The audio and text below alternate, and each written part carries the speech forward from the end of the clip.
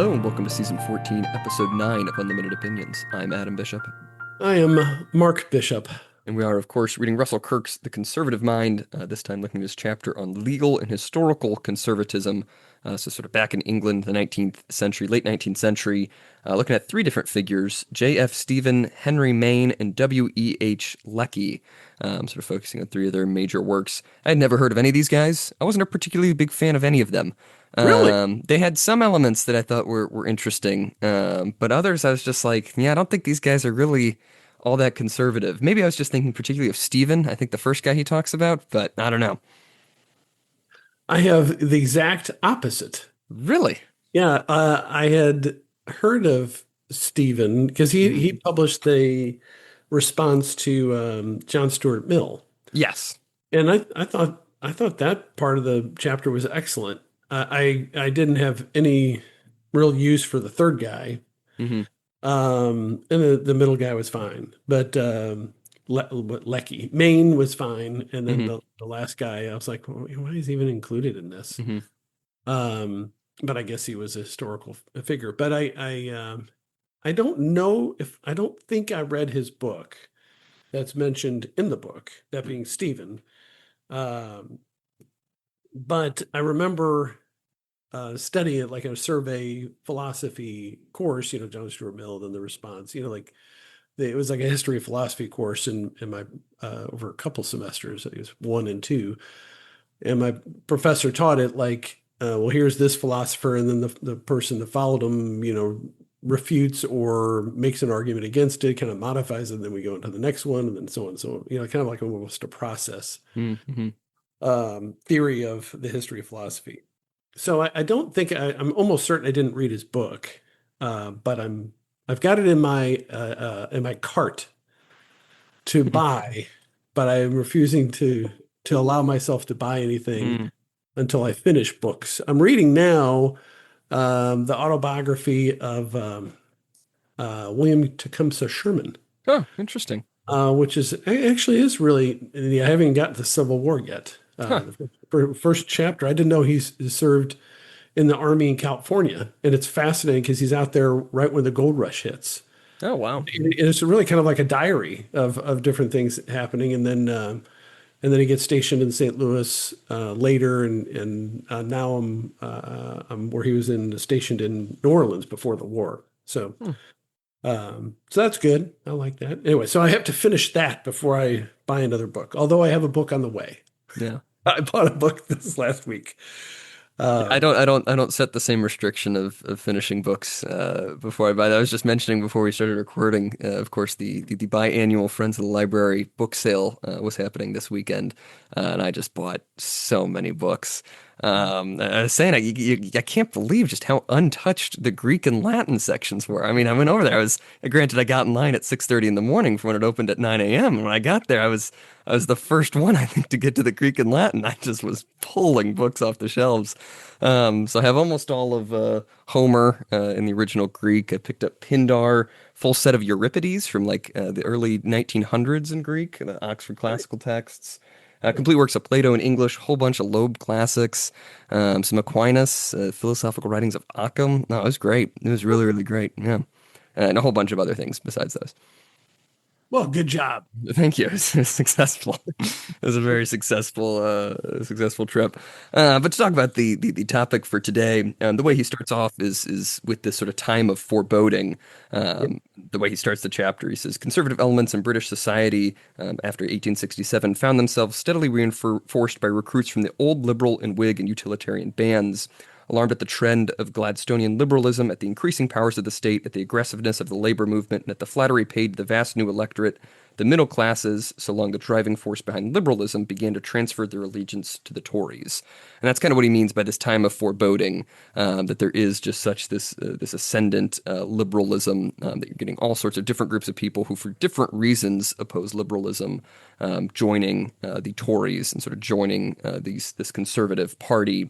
And among those, as we mentioned, J.F. Stephen, Henry Maine, and W.E.H. Lecky, as sort of emblematic of different sort of paths or sort of elements in this sort of conservatism. Yeah, I think is my audio working? Yeah, Can you I hear think me? so. Okay, okay. Yes. So I'm shocked that you didn't like this initial quote. Now I'm not going to quote the whole thing. The first initial paragraph for Sir James Fitzjames Stephen, but he's talking about like the society getting swept up Hmm. Marxism or whatever, but in like a flood sweeping people away. And I love this quote. He says, "I do not see why, as we go with the stream, we need to sing hallelujah to the river god." I just thought that was Yeah. great. Yeah.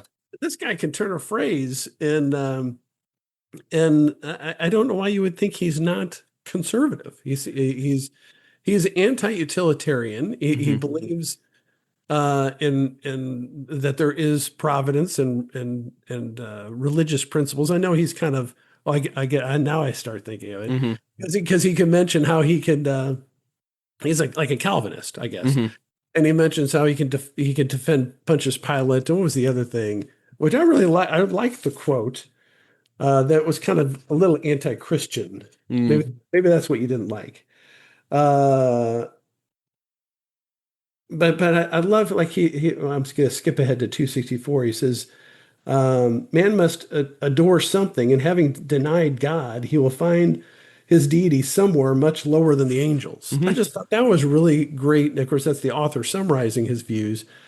But I thought that first chapter about Stephen was great. I mean, this guy's right on as far Hmm. as you can't have a just society. You can't, all the moral laws are based upon religion. You have to have God and you have to have a belief in the afterlife. And if you don't have either of those two things, a justice system or a moral society doesn't work. And he expounds on it, of course. But I'm surprised you don't like this guy. Yeah, I mean, I like a lot of what he says. I think where he kind of loses me a little bit is, a little bit of he's kind of utilitarian, right? He argues against, Mill, right? And I guess we can kind of just talk about him more directly here. I don't have too much else to say about the introductory section. Maybe we'll get to my criticism here in a little bit. But this book, so I will say what I do like about him, right? His book Liberty, Equality, Fraternity, which is really him discussing why each of those three principles is wrong to sort of base your society on. So arguing against sort of the tenets of the French Revolution and things like that.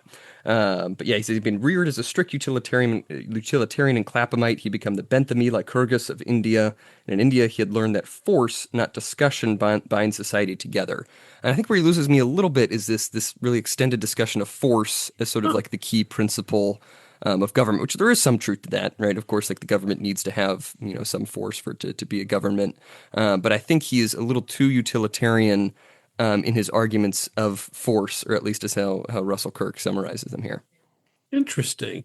Well, I guess I just view it from a lawyer's perspective, and Mm, it is so refreshing to hear someone say you have to have force as the basis of a criminal justice system. I mean, mhm, there's without a threat of you say violence, but of forcing someone in a cell, mhm, or some sort of confinement or actual punishment. Um, so the entire society breaks down. And I think his criticism of Mill, like Mill's thought is, oh well, and a lot of these philosophers of that era were, well, we can just talk things out. We just need yeah. a society, and then we'll be able to hash it out just at the public square because we're all rational, adults. And Steve is saying, okay, yeah, but mostly you have to have the threat of force and argument is a type of force. Hmm. So shame and societal pressures and religion is a type of force. But that's really what you're talking about for order and to allow for those discussions to take place. Hmm. And I think that to me is such a important distinction. And and I think it's forgotten. And I'm just thinking of it like in modern times. I think he's kind of lost the argument because so few people. I mean, that's not true. There's a lot of people in the United States that understand because like anytime you see like a headline on social media, man rapes child, the first 100 comments are kill him, no trial. Right, right. and so there is this sense of eye for an eye type justice, or violent, brutal justice, and I'm not advocating for that. But in the legal system among judges and attorneys, I think the argument's been lost. Hmm. I've talked about this many times, that it's more a utilitarian. Oh, now that the crime has already occurred, what's the best option to rehabilitate the offender? And Yeah. punishment, um, even back when I was doing it in the 90s, it was kind of a radical term because I would just make arguments, well, of course, to the jurors. The jurors were always receptive. And depending on the judge, the judge would be receptive. But it was kind of shocking to defense counsel and certainly to defendants. Mm. Defendants really didn't like and got very nervous when we'd have an argument about sentencing, and I was just tell this aside. Sure. So there'd be an argument about sentencing. I'd make a recommendation, have some elaboration about the priors and prior convictions and the brutality of it or whatever, and then there'd be a passion plea for mercy and forgiveness and restitution and probation and all that stuff from the defense, and then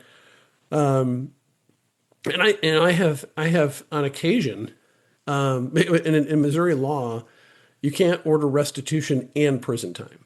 Mm. Okay, so like federal law, you can do both. You can have a fine or some court order restitution plus prison time and then supervised release. In Missouri, it's always a condition of probation that you got to pay something or you just go to prison. Right. And so, there are occasions I would say in response, oh, we do this and the victim is entitled to restitution. Of course, they clear it with the victim first. But I'd say, you know what? We don't want their money. Right? We want Hmm. his freedom. We want his freedom. We want him, it's almost always a him, incarcerated for as much time as Your Honor is willing to give him. Hmm. And that's always shocking. But anyway, so back to the subject. And now it's, you still hear prosecutors making those types of arguments, but it's not as brilliant and forceful as I was back in my Hmm. youth. Hmm. Of course, of course. Um, Maybe there'll be a day I'll get back on that side. Who knows? I do um, miss it. yeah, uh, yeah. because I don't think there's enough advocacy for punishment. And I'm talking about violent crime. I'm not talking Hmm. about someone who stole some Right. um, junk made in China from Walmart, which is still a crime, but it's a lot different than breaking into some guy's house and stealing his stuff out of his bedroom, and that freaks people out. Yeah. Anyway, go ahead. Yeah. No, I was gonna say I think where he started to lose me was on 266, where he says if Christianity really is what much of the language which we often hear it implies, it is false and mischievous. He's very critical of Christianity in here, and I get it, sort of the liberal trends in Christianity at the time, right? He wants to bring it back to this very Calvinistic sort of idea, but I think he does, kind of make God a utilitarian, or make like a utilitarian argument for respecting God, where he doesn't go quite far enough in his religious sentiments. He's like, yeah, God is just this thing to be feared, right? And there is a sense in which that's true, of course, right? Fear of the Lord is the first, gift of the Holy Spirit, and it's the what leads to wisdom and knowledge and everything like that.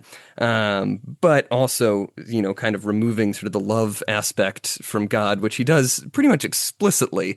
He says, love is not the word to use towards such a being, referring to God. So it's very fire and brimstone. And then, yeah, as Kirk describes, he says Stephen intended his book as a refutation upon utilitarian principles of this innovating creed, referring to Mill and sort of the progress of society, the idea that everything can just continually progressing. And so, like, I agree with some of his conclusions, but I think I'm disagreeing with his framework and what exactly it is that he's trying to conserve. Because I think he's trying to conserve, in essence, just a better utilitarianism, which should not be the end goal of conservatives. Interesting. Well, you didn't read the full quote Hmm.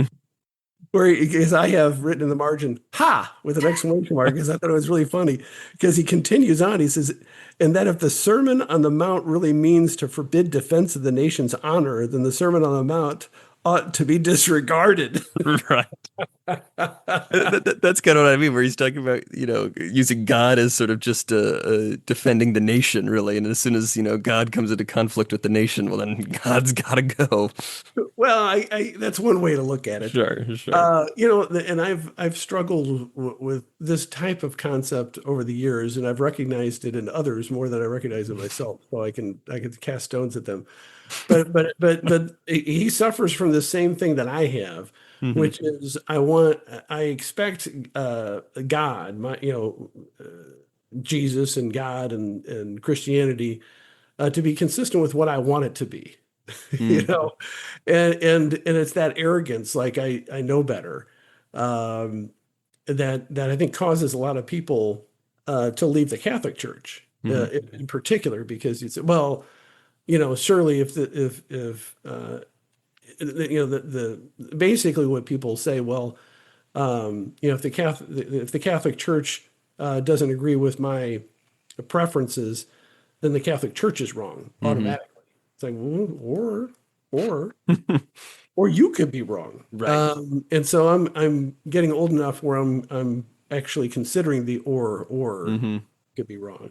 But I viewed him as this being a provocative argument, as opposed to an actual argument that God is wrong. If that makes Hmm. sense, because I think a lot of people read it's similar to what I was just saying. They read too much into certain passages and certain things that Jesus teaches without considering everything else too. It's like it in some ways they appear to be contradictory. Like this Hmm. peace and to turn the other cheek. In the same time that he's turning over tables, not the same time, but he also is turning over tables, the money Right. tables, and he shows righteous anger is in some limited circumstances, but he's always right. And so that's how I viewed that quote, but I could see how it would rub you the wrong way. I wasn't even thinking about um, how you wouldn't like it, but yeah, it is utilitarian, but it has this fundamental.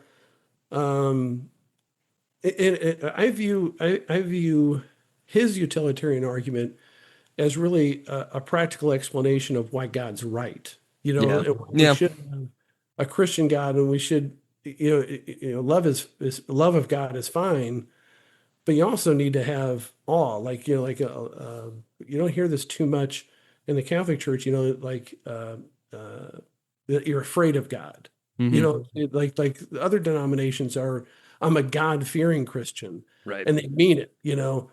But of course, you don't hear that very much anymore, because now it's like God's my best pal. Right. He's my drinking buddy.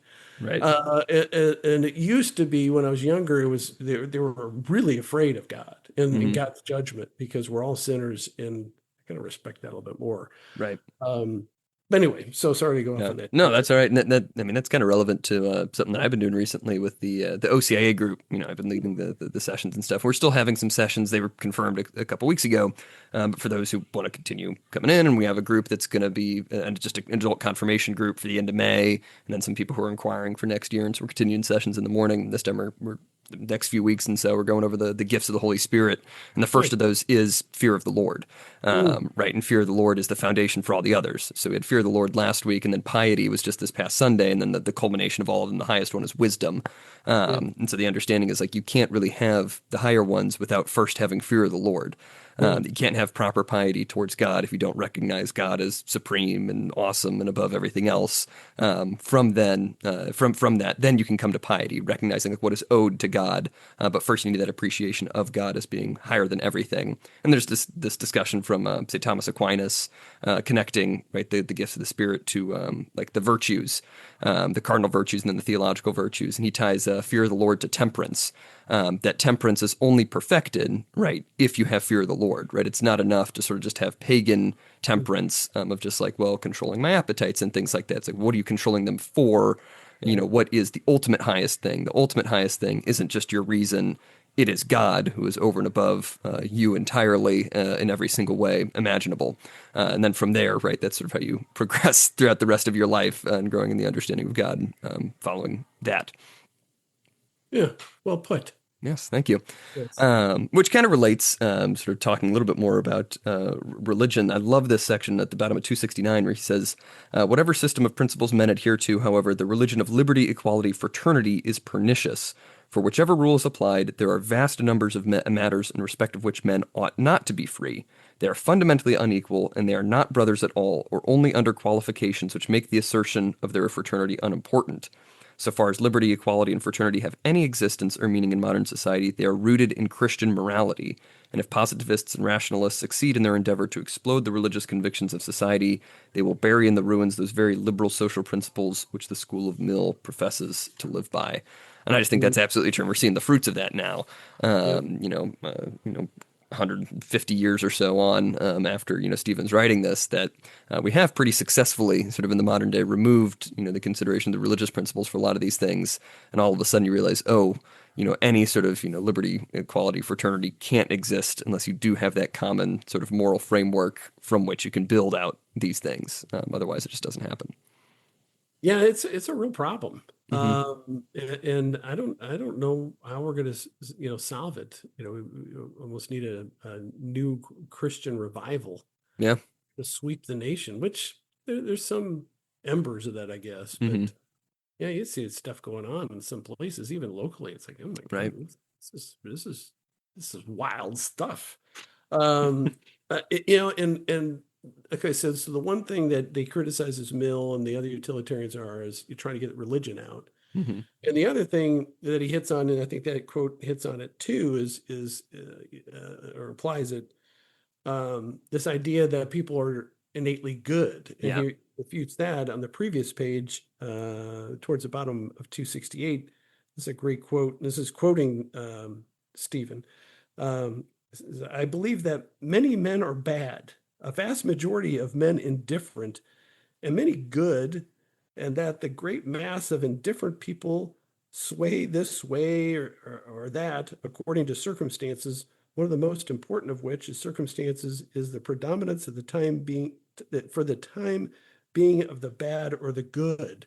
And Hmm. I think that's just so true. There's a certain segment of population is bad, a certain segment of population is good, and there's a lot of us in the middle that just kind of sway back and forth. And I think if you don't realize that and you set up some sort of governmental structure that is based upon the assumption that, oh, no, if we're left to our own devices, we're good, Hmm. boy, you get a lot of mischief Yeah. every time. French Revolution on. I mean, it's craziness. And for anybody, I'm just so astounded that people in the modern era haven't learned that lesson. Like even all these, they're finally looking into the billions and billions of dollars of fraud. Hmm. It's not going to balance the budget because there's just so much money going out the front, back door, and window, and all that. But there's when you don't have controls and you don't have audits, you will have people that will steal it. I Yeah. mean, that has to be that as a public policy maker, you have to understand that and you have to appreciate it and address it. When you pass a law, you fund something, it has to be known that there's a certain percentage of people that will steal this. No Hmm. matter how good and righteous the cause. I mean, they're stealing money for hospice care. Right?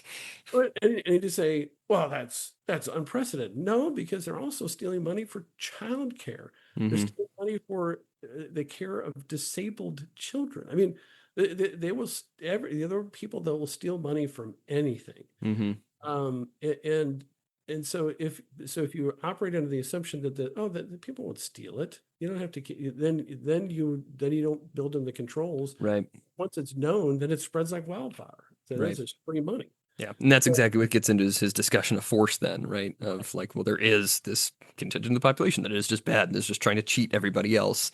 And so you need to have this emphasis on force, right? And sort of the yeah, direction of the society towards some good. And I think that's where it he, encourages the middle group mhm, do the good. yeah, You don't have to force them to do the good. You just have to say, well, you have to do good things, or else, if you do the bad things, it's big time trouble. right. But if you don't do that, if you reward the bad, then there's going to be a whole bunch of people that'll slough from that middle range. Like, well, if they're just giving the money away, I'll take some. You know, Hmm. Yeah. it's still wrong, but it's not as wrong, and it's preventable because you just say, well, if you just you'll lose your job and you'll do 10 days in jail. For Hmm. most people, that'll stop it. You Right. know, Yeah. we're not talking about killing people. Yeah. Anyway, I have one last note from Stephen on page 273, unless you had anything before no, that. no, But talking about that this was a really good discussion, sort of all these utilitarian ideas of like the greatest happiness, and he has a really good sort of discussion of that. He says, "What for that matter is happiness? Mill thinks we can test it and plan the happy society. What conceit? Where are we to find people who are qualified by experience to say which is the happier? A man like Lord Eldon or a man like Shelley? A man like Dr. Arnold or a man like the late Marquis of Hertford? A very stupid, prosperous farmer who dies of old age after a life of perfect health, or an accomplished, delicate woman of passionate sensibility and brilliant genius who dies worn out before her youth is past after an alternation of rapturous happiness with agonies of distress?" And I like what he says. He says these questions can never be answered. They're like asking the distance from 1 o'clock to London Bridge. yeah. Right? These are just two immeasurable things entirely. So I thought that's a very, very good point. Talking about like, you can't measure people's lives in such a way. There is no like standard metric for what happiness is. You can talk about sort of the good in society and leading people towards virtue or something like that. But when it comes down to like measuring quantitatively the maximum possible happiness, it just all completely falls apart. We have no way to judge that. Yeah, that's why I don't really feel like he's a true utilitarian, Yeah. because he's saying that the stuff that you need to measure you can't, Hmm. and God is the ultimate judge and arbiter, and so we have to base it upon universal standards. So that Hmm. kind of a lot of it. And then the following the quote you mentioned, he talks about how you can't even have equality. You Hmm. can't have equality with liberty, and he says true equality excludes liberty. And then I love this example. He's talking about uh, he says real equality is not attainable and is contemplated only by men capable of thinking they can make they can make playing cards equal in value by shuffling the pack. Hmm. And I just thought that was a great way to look at it. That's not how you create equality. I mean, I might make it random, but I don't know. I thought he was really delightful. Yeah. Yeah. And of course, I understand the criticism of him, but I also, as an aside, I kind of have a soft spot for Pontius Pilate. I really, I know he's probably a horrible killer of people or whatever because he was a governor. I'm sure of course they obviously did a lot of crucifixions. But that whole story where I don't know why it's included Yeah. in the um, but I find the Pontius Pilate story um, of Jesus's condemnation just fascinating, Hmm. and why that's included, and to what end and to what purpose. And I don't know the answer to that, but as I get older, I find it even more interesting. Now, I think part of it is even when it's difficult and you're a government official, you still got to do the right thing and not kill God. I think that might be an obvious lesson. And if your wife is having a lot of dreams Hmm. about don't kill this guy, maybe that time listen to the wife. Right. Right. Uh, and your career isn't that important. But I mean, I know part of the reason why he's mentioned in there in the Gospels is to kind of give some a foundation to the story. This happened with this person, and this was the ruler, and these are the people, so that for future years we'd know, hey, this actually happened Hmm. uh, physically. Anyway, so sorry. So Right. No, no, I think that's great. when there's a reference to him defending Pontius Pilate, I thought it was kind of amusing. I'm like, oh, Yeah. okay. No, Uh, no, I think Pilate is also very interesting, especially because there's the exchange in John, where Christ is saying, I've come to bring people to the truth, and Pilate's response is, "What is truth?" And yes. then he walks away. And it's like that's a really interesting exchange in there because he's literally looking, the way the truth in the life in the face. And Pilate either sarcastically says it's hard to tell, or he just like genuinely doesn't really know what he means by the truth. He Right. says, "What is truth?" Tiesta aletheia, and then he walks away. Yeah, and I wonder, I wonder if it's like sarcasm Hmm. or if it's kind of repudiation Hmm. or just disappointment. Like you're at that point in Hmm. your life where you're like, what is truth? You know, Yeah. you're just kind of throwing your hands up like that doesn't help me out at all. Right. You know, Yeah, I have this crowd of angry people outside, calling for me to kill you. What does it yeah, matter what the truth is in this? I've got to find some way to deal with you. yeah. Yeah. Just violence, the head could be on the block. Right. You know, Right. if he loses control, his supervisors will, it's not like he's going to, get 30 days severance pay, and Right. he could be executed. Yeah. Anyway, so let's Yes. go. Want to move on to the next Yeah, guy? to Henry Maine. I don't have too much to say. I really like this exchange that he starts with, talking about Lord Acton. He was writing this letter to him. He says he said that he was giving a Tory tinge to the entire paper. And Maine replies, "You seem to use Tory as a term of reproach." And Acton's really surprised by this. Not that it's just so applicable, especially to the modern day. Yet these sort of liberal figures, or with Maine at least nominally a liberal, would in any way be tolerant of Toryism and like be recognizing that there's anything good in conservatism. And that has definitely not changed since 1882, when this exchange happened. Right, it's this ridiculous realization of some people on the left where it's like, oh, you're a Republican? Because it's like, oh, you might have like an intelligent conversation with them, and they're like, oh, those two things are opposites. You can't, be a nice person and also be a Republican. You can't be a smart person and also be a Republican. I just thought that was great, just to see how little things have changed since then. Yeah, and that's also really extraordinarily true if you disclose to people you're a Trump supporter, Yeah. like in the legal field, because Hmm. well, most lawyers are left, and the ones that aren't left are certainly establishment. I mean, there's of course rare occasions, but if they find out you're a Trump supporter and you can give them like 10 reasons why, it's just like what? Hmm. Yeah, so like I thought his I'm not sure how I guess he was an important political figure Hmm. at the time, but one of the things I got from this section about Maine was that he agreed that society can progress. There can be Hmm. progress in a society, but it doesn't necessarily have to be there, and that um, the mass of but that the mass of mankind tends to be stagnant, Hmm. and only under certain circumstances will you see advances Yeah. in a society. But like people of that era on the left, and of course the present era, is that, oh, everything's Hmm. it's getting better, and everything will get better because it's the end of history or whatever the stupid phrase they want to say, Right. and he doesn't agree with that entirely, but it acknowledges the possibility of it. Yeah. Uh, but warns of the risk of crazy change and that kind of stuff. Right. Yeah, and I think but yeah, I think I disliked Maine more than I disliked Stephen now that I'm reflecting on it, because I feel like Maine really is here just trying to conserve, right, sort of the Enlightenment thinkers, right? He doesn't really want to go too much before that, and I think that's my general problem with a lot of these sort of classical liberal figures. He says, like on 277, he says the index of its success, the success of the West, is the trend from status to contract among peoples, and its principal instruments are private property and freedom of contract. The life of the mind and the liberty of persons flourish in a society diversified, economically individualistic, and characterized by several property, as distinguished from the communal ownership. A society in which men freely contract for economic ends tends to be progressive. Modern collectivism, then, is stifling.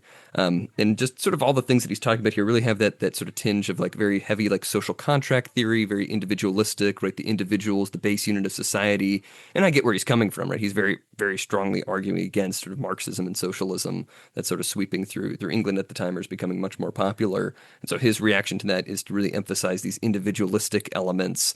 But I don't think that that's properly a conservative ideal in a certain respect, that there's something deeper than that, right? The family and things like that, and sort of saying that like any, that this idea of progress, I don't know. I just don't know if I buy his ideas entirely. Yeah, he seems of the same type that's kind of throughout this book that seems to be trying to argue against the expanding the vote Yeah, and a democracy, which of course always makes me a little uncomfortable.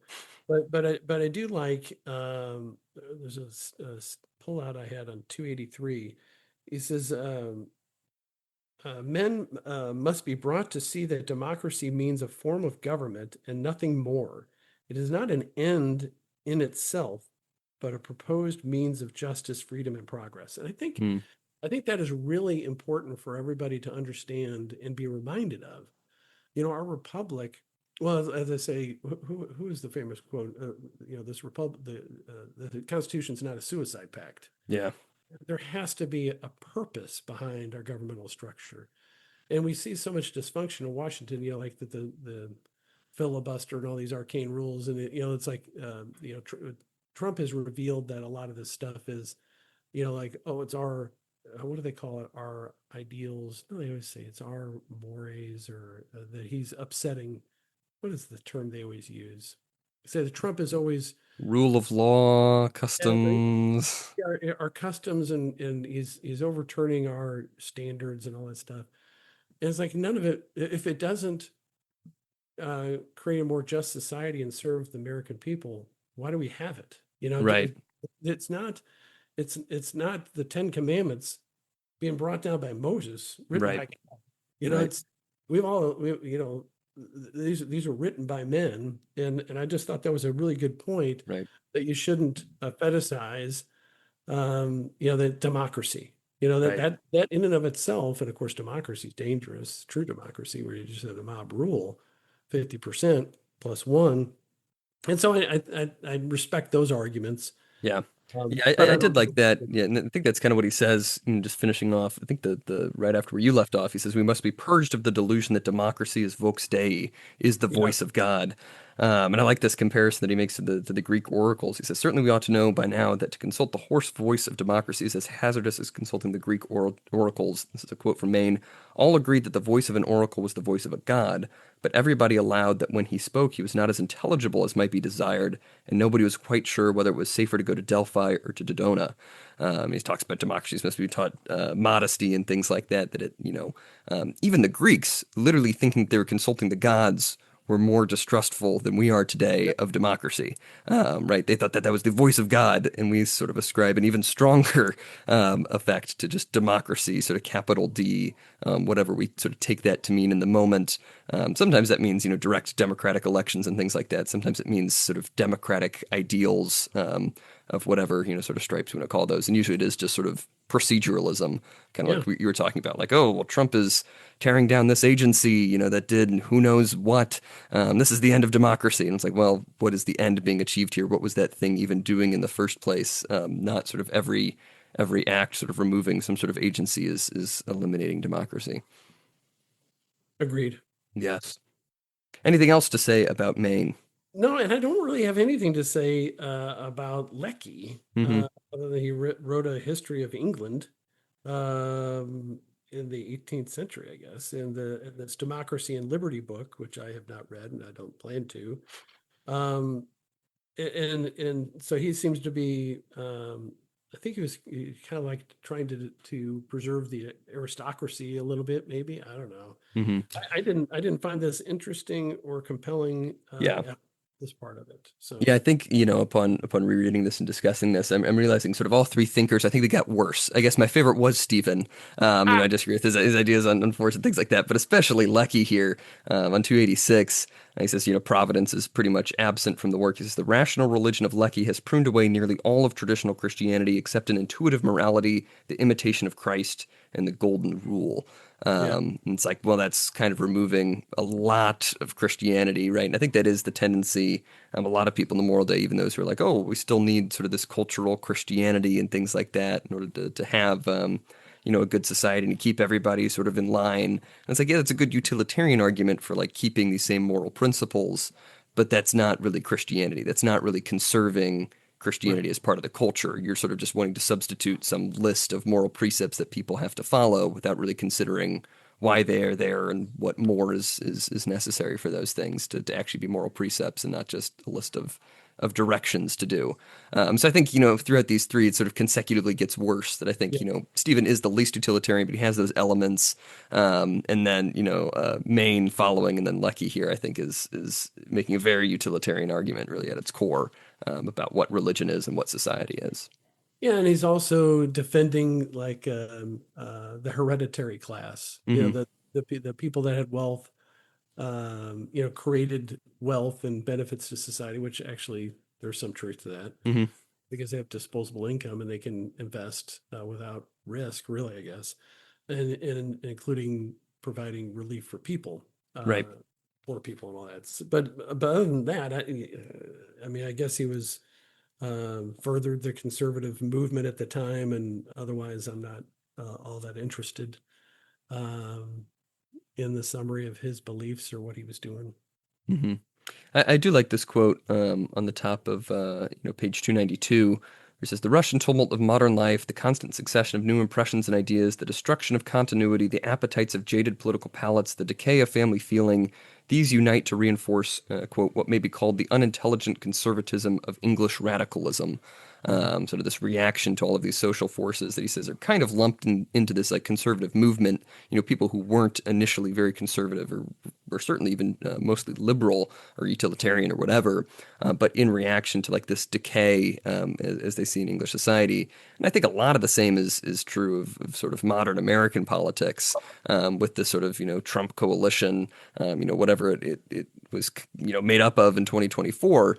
It was for similar reasons, right? These very disparate people, right? Nikki Haley is not in any way really a conservative, but was brought in on sort of the same idea of just opposition to this sort of decline that people were seeing for different reasons, were sort of united in some populist movement that was trying to address those things. Yeah, as time goes on after the 2024 election, and the coalition has been allowed to splinter. Yeah. It's kind of amazing that everybody was on the same side Hmm. for one period of time because you had like the neocons like Nikki Haley, Hmm. and those people. And then you also had, well, actual lefty Dems like who are now in the administration, RFK Jr. and Tulsi Gabbard.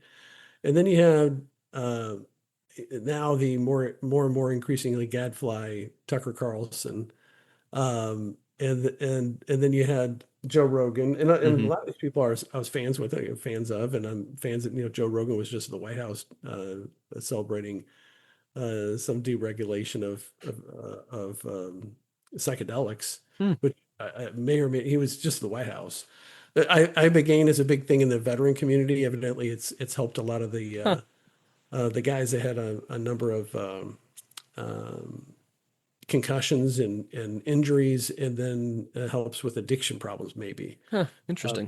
But so Joe Rogan and like 10 other guys were there. And of course, Joe Rogan's a lefty and Right. was a Bernie bro, but he was a Trump supporter. And it's just in a lot of these other comedians like Theo Von, if you're aware of him, Hmm. um, and it's all splintering.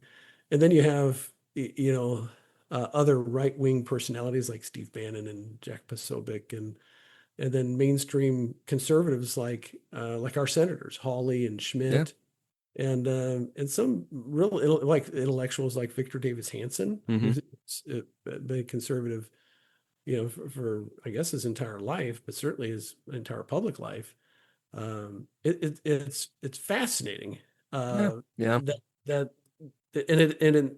I was having the same thoughts reading this that you just articulated, that at this era in British history, you had this coalition of people that were like in the conservative big tent, Hmm. so to speak, but really they were just opposed to the nutcases on the other side. And and if they stop being nutty, then the people on the right are going to fall apart and go at each Yeah. other's. And I think that since Trump has power, then the nutty people can't do as much. Yeah. other than standing in the way. And so then everybody's like, why, after all, I don't like you. Yeah. It's it's a wild time. So it's kind Yeah. of interesting to see how that happened before, and now it's happening again. I'm sure it'll happen again in the future, but Yeah, we'll have to see what kind of emerges as a cohesive sort of ideology. I have hope for like the Vance Rubio sort of core, maybe. I think they're sort of aligned with Hawley and Schmidt, our senators and things like that. I think that they have enough of a base and a broad enough sort of base that maybe they can pull something together. I have heard that the Bushes are trying to take back power of the Republican Party. Jeb Bush might be making a comeback, just bring back the full neocon elements there.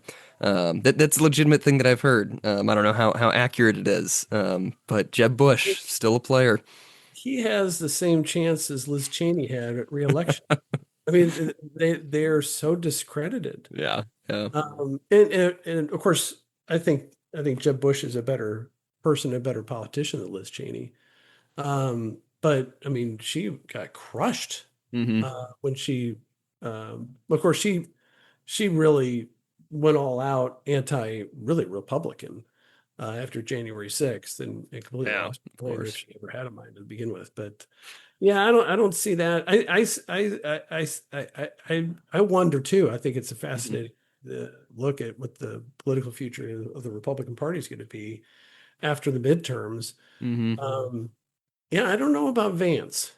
Yeah, Um, it'd be interesting to see what happens. His wife is pregnant with another child, and I think I mentioned before, it does focus the yeah, mind on right. your priorities and how much, what you want to spend your time with. And I just get a feel like he doesn't love it as much as he thought he would. Yeah, You know? yeah. And now Rubio's like a workhorse. hmm He's like, give me the power. hmm I'll take it. All right, you want me to take over? All right, I'll be the dictator of Venezuela. He's gonna be in Cuba next. So yeah, and I've been very impressed with him Yeah. over what he used to be. Because I remember when he was debating Trump, because he ran for president against Trump the first time, and then Trump was called him Little Mario. Yeah. That's his name.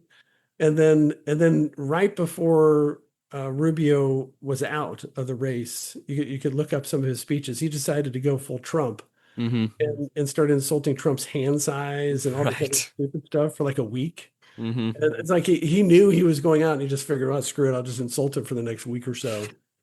So it's been an interesting development. I Yeah. don't know what to happen, but I think it's more likely that it'll just be a big splintering on the right. Yeah, I think so But too.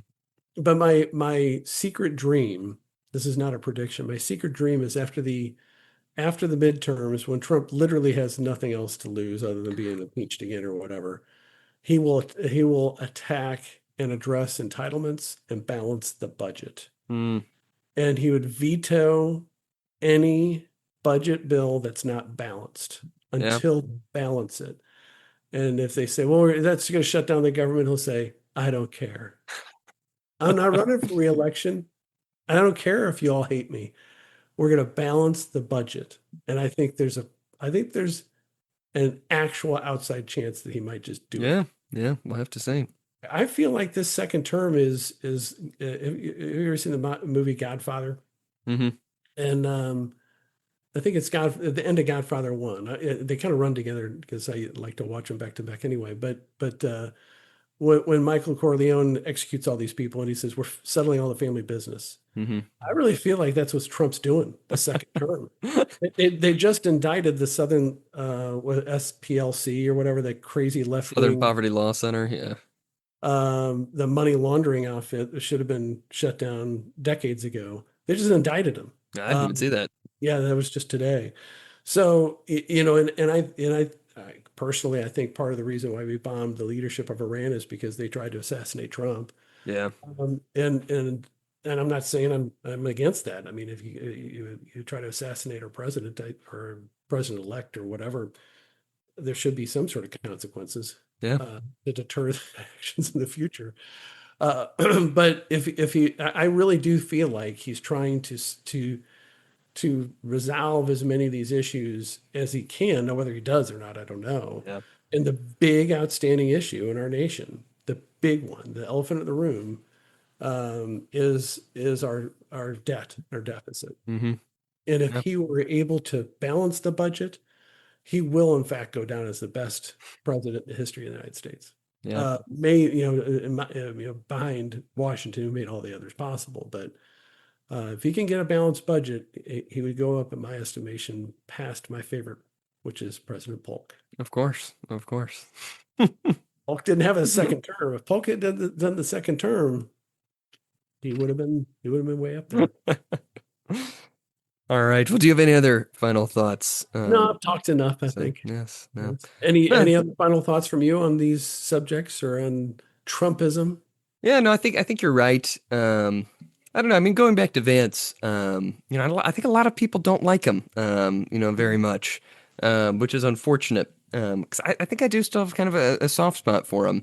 And I think that what you're saying almost makes you support him more in the fact Yes. that he doesn't seem like he wants to be, in charge. It's the old the quote, "Nolo episcopari," which is what the bishops say. I do not want to be a bishop. Episcopari is the verb to be a bishop. So I do not want it. And those were always the best bishops, those who did not really want it. And I think, generally speaking, him and Rubio have the best possible name recognition out of anybody, campaign wise and things like that. And I think that those two do seem aligned on most things, especially like you were saying, like Rubio's speeches in Europe, along with what the speeches that Vance has been giving, have been very similar, sort of restoring, America and sort of the proper sort of what is the end of government to a certain extent. I think they make up a considerable force that I think people could unite behind, just so long as like their whole image isn't tainted if like the rest of the administration sort of crashes and burns over the next 2 years, which it very well could, and that would completely ruin all of their chances, and they would have just negative name recognition for Yeah, being with Trump. those are excellent points, and I think we shouldn't underestimate the ability of the Democrats to nominate whack job candidates. And people there's like, we can't vote for this person. Right, right. Can't. I mean, that's why Trump won against Hillary. It's like we can't Yeah, vote for her. yeah, And then he beat Kamala because we can't vote for her. yeah. And if he got beat by Biden, which I think is actually becoming less and less certain in 2020, it's because people are like, I can vote for him. Yeah. He'll be a placeholder. He's old. He's always been dishonest, but Yeah. I can vote for him. And so I think that's why it was at least close. And obviously Biden was sworn in. Hmm. But, if you put up someone relatively normal on the Republican side, I mean, who's going to be on the other side? Gavin Newsom, I think he's their JB, best option right now, and he's not great. JB Pritzker. Who else is in the running? Josh Shapiro. Josh Shapiro, possibly. He's the governor. I tend to like governors, so he's in Pennsylvania. He's probably Rahm Emanuel. I think Rahm Emanuel would actually be the most formidable candidate. But he's starting to waffle on the Jewish issue. Yeah, Man, they hate the Jews. that's the problem for Josh Shapiro. Yeah, that's Yeah. actually a good point. Isn't that wild? I Hmm. just don't understand that. I just never understood that. Anyway, so all good times. Yes. We live in interesting times. So We do. We do. watch that going forward. Yes. Well, that's my final thoughts for Yeah. the episode. I don't have too much else to say about the actual chapter. I think I voiced my concerns with these thinkers enough. Yes. All right. Well, then this has been season 14, episode 9 of Unlimited Opinions. You can, of course, follow us on Twitter at ULMTD Opinions. I have been Adam Bishop. Still Mark Bishop.